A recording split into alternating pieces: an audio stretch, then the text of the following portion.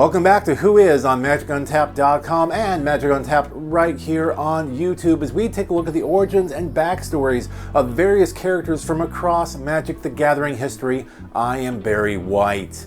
This time around, we're going to take a look at one of Magic's planeswalkers who, up to not too long ago, was considered obscure at best. And that's due in part to a canceled Magic the Gathering comic book line some 20 or so years ago. Of course, I'm talking about the planeswalker, Geyadrone Dihada. Who is this? Who is it? Who is this? Who is it? A demonic planeswalker with the upper body of a woman and legs that end in octopus-like tentacles, Geyadrone Dihada appeared sometime between the fall of the Thran and Dominaria's Brothers' War. Forever lustful for power and dominance, Dihada had a talent for finding powerful beings and corrupting them into becoming her champion, doing her bidding for her. And this includes a warrior blacksmith known as Dakkon. While in his workshop, Dakkon was visited by Dihada. She tasked him with forging the most powerful sword ever created and, in exchange, she would bestow upon him the powers of a planeswalker. Intrigued by this promise of power, Dakkon agreed, and Dihada shared with him the secret enchantment spell by which he could create this sword capable of stealing the soul of whomever it slays. Over the next 10 years, the warrior blacksmith worked on the weapon, cooling the blade by using it to slay one of his slaves each time it was heated. In his lust for planeswalker power, Dakkon even felled his own son. Finally, the blade finished, Dakkon couldn't help but want to test out his creation. With it, he went into battle. With each successive kill, the warrior blacksmith felt his strength grow. So fierce and gruesome was his fighting that stories began to circulate about Dakkon Blackblade, so nicknamed because of the awesome weapon he carried. Soon enough, these stories got back to his planeswalker patron, who pays him a visit. As agreed, Dakkon relinquishes to her the soul-stealing sword.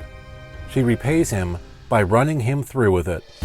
Having sensed the planeswalker spark within the blacksmith when she first met him, her end of the bargain came to fruition. As the enchanted sword began to take his soul, Dakkon's spark ignites and he begins life anew as Dakkon Blackblade, planeswalker. Dakkon's soul, however, would be forever bound to the sword. She then left him to wander the plains on his own, with Dakkon wondering why she would grant him so much power, only to make an enemy out of him. Later on, she visited the Forest of Khon on the Dominarian island of Korndor. She held an audience with the forest's Morrow sorcerer protector, known simply as the Force of Nature. She presented him with the Blackblade. Almost as soon as he touched it, the blade's corruptive nature took hold, changing the benevolent Morrow sorcerer into one who would become known as Soul Kanar. With the former Morrow sorcerer now her current champion, Dihada turned his forest into a salt marsh and tasked her new minion with laying waste to the civilizations of Korndor in her name. Using the remains of his slain foes, Soul Kanar built on Korndor the unholy citadel, which crept across the island on giant legs of bone. In time, Dihada was in complete control of the island. In the prison was a young man named Karth. While incarcerated, another of the prisoners gave him an amulet, telling him that it can summon forth a strong warrior. Karth used the amulet, which brought Dakkon Blackblade back to Dominaria. Dakkon, understandably, was angry to have been brought across the plains in such a manner.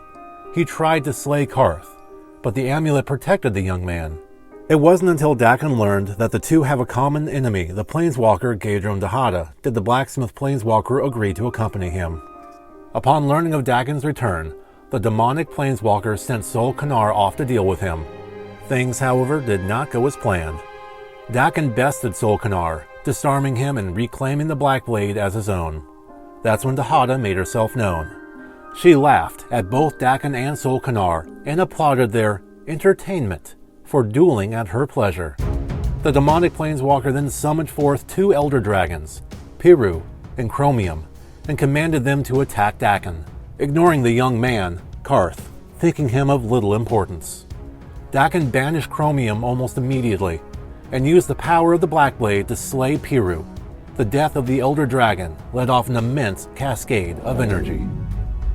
Dihada then turned to Karth. She thanked him for bringing Dakkon to her, as she, in disguise, had been the one to provide to him the amulet that summoned the blacksmith planeswalker. Dihada then began to absorb the energy put off by Piru's death, but her victory was short-lived, as Dakkon rushed up to her, stabbing her with the very sword she had commissioned many years prior. Despite his own planeswalker powers and the strength of the soul-sucking Blackblade bestowed upon him, Dihada was stronger. She placed her mark upon him, binding him to her forever in servitude. After the conflict with Dakkon and Karth, Dihada left Dominaria for a long while and wasn't seen again until, not long before what would become the Phyrexian invasion of Dominaria, she found herself summoned back to Corondor by the mad planeswalker Ravatal and his Mox Beacon, along with a number of other planeswalkers such as Leshreq, Tevesh Set, Christina of the Woods, Ash Warlord Imbric, Sandru, and a man whose planeswalker spark had not yet ignited named Jared Karthalion, coincidentally a descendant of Karth many generations past. In what would become known as the Planeswalker War, she found herself caught up in a conflict manufactured by Ravatal as a means to settle some scores he had with other planeswalkers, whether they knew it or not. While a number of the planeswalkers Ravatal had trapped on Corondor perished, Dihada was not one of them. At the war's close, Dihada once again departed from the plane of Dominaria.